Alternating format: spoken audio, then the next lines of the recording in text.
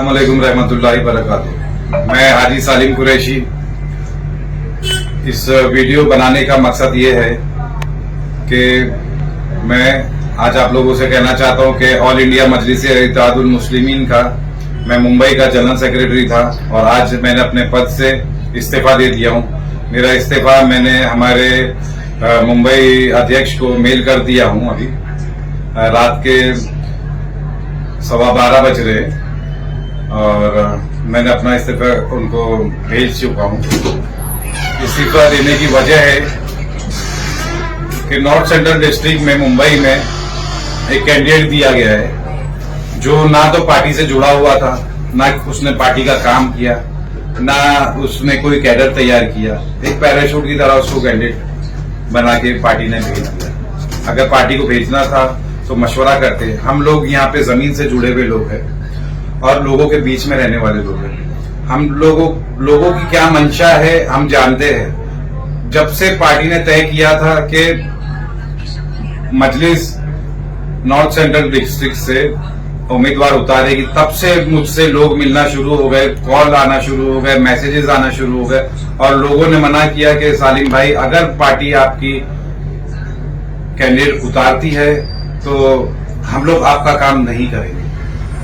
तो लोगों ने सरासर नकार दिया था कि मजलिस यहाँ से इलेक्शन लड़े। ठीक है, पार्टी चाहती थी लड़ाना तो वो लड़ाए, मुझे उससे कोई प्रॉब्लम नहीं। लेकिन मैंने मेरी बात रखा हमारे बम्बई सदर को कि आप इस पे कुछ एक्शन लो। यहाँ के कार्यकर्ता नाराज है, यहाँ के लोग नाराज है और लोग नहीं चाह रहे कि हम लोग इलेक्शन यहाँ पे लड़े।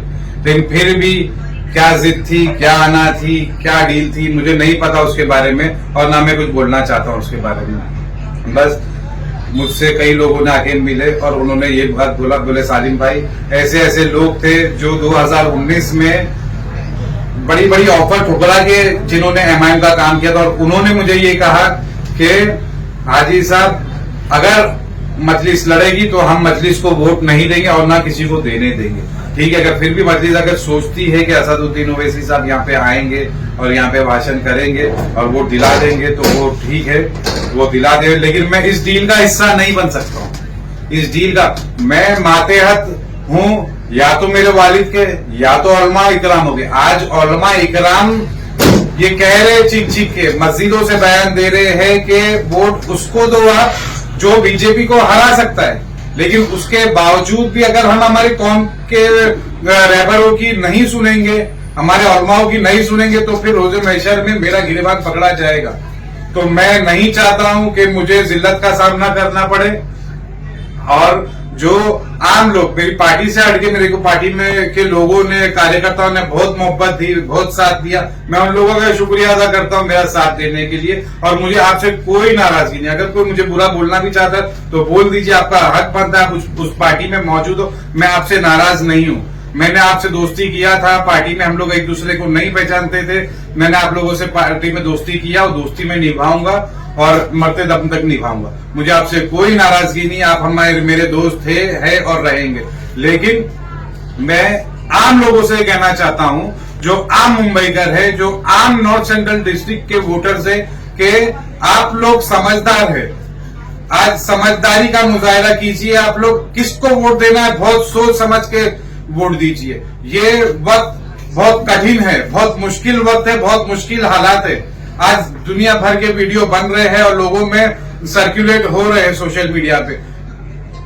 मैं आप लोगों से कहना चाहता हूं आप सोच समझ के वोट डालिए।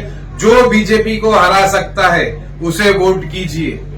जो बीजेपी को हरा सकता है उसे वोट कीजिए, ना कि जज्बाती तकरीरों में सुन के अपना वोट को खराब करना। आप ऐसा कोई काम नहीं करना। मेरी आप लोगों से बस ये मैसेज भेजने का, ये मैसेज बनाने का, ये वीडियो बनाने का यही मकसद है कि मैं आज से आजाद हूं। और मैं आप लोगों को ये भी कहना चाहता हूं कि मैंने कोई पॉलिटिकल पार्टी नहीं ज्वाइन किया हूं। मैंने मेरे लोगों के बोलने पे ये पार्टी छोड़ा हूं, मेरे साथियों के बोलने पर ये पार्टी छोड़ा हूं। मैंने बहुत से लोगों से डिस्कस किया, हर कोई आज नाराज है मजलिस से। जो दिनों रात एक करते थे, जो मोहब्बत करते थे मजलिस से, वो लोग आज नाराज है।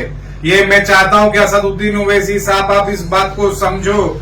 लोग नाराज है, लोग नाराज है आपसे। आप इस बार आपसे हम मोहब्बत करते थे तभी इस पार्टी को ज्वाइन किए, लेकिन अगर आपको कोई परवाह नहीं है कि एक मजलिस का अदना सा वर्कर इस पार्टी को छोड़ के जा रहा है और आपको कोई फिक्र नहीं है मेरी, तो कोई बात नहीं।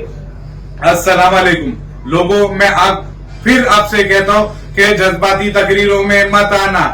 जो गलती मैंने किया 10 साल पार्टी को दिया, वो गलती आप मत करना।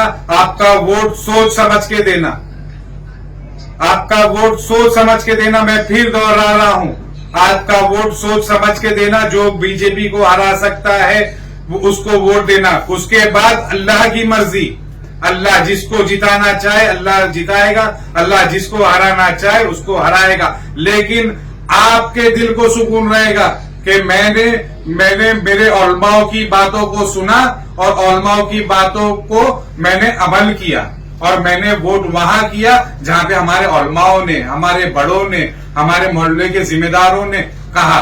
तो मैं आपसे हाथ जोड़ के गुजारिश करता हूं फिर एक बार, आपका वोट जो है सोच समझ के दीजिए। अस्सलाम वालेकुम।